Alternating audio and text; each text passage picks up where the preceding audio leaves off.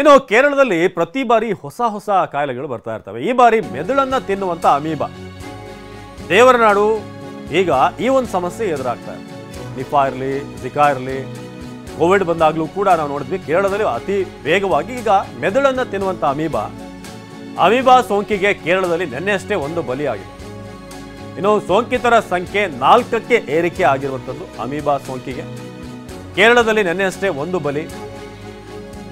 ಮಕ್ಕಳಲ್ಲಿ ಕಾಡಿದ ತೀವ್ರ ತಲೆನೋವು, ವಾಕರಿಕೆ ಇಂಥ ಕಾಯಿಲೆಗಳು. ಜೂನ್ 24ರಂದು ಆಸ್ಪತ್ರೆಗೆ ದಾಖಲಾಗಿದ್ದಂಥ ಬಾಲಕನಲ್ಲಿ ಅಮೀಬಾ ಗೊತ್ತಾಗಿದೆ.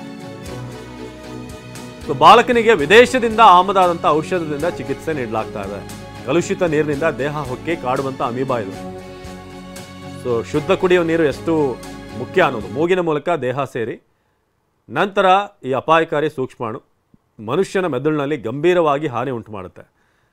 ವ್ಯಕ್ತಿಯ ಜೀವಕ್ಕೂ ಕೂಡ ಕುತ್ತು ತರಲಿದ ಅಪಾಯಕಾರಿ ಅಮೀಬಾ ಮೂಗಿನ ಮೂಲಕ ಎಂಟರ್ ಆಗಿ ನಂತರ ಮೆದುಳಿಗೆ ಇದು ಸೋಂಕನ್ನು ತರುತ್ತೆ ಅಂತ ನಿಧಾನವಾಗಿ ದೇಹದ ಶಕ್ತಿಯನ್ನು ಕಡಿಮೆ ಮಾಡ್ತಾ ಬರುತ್ತೆ.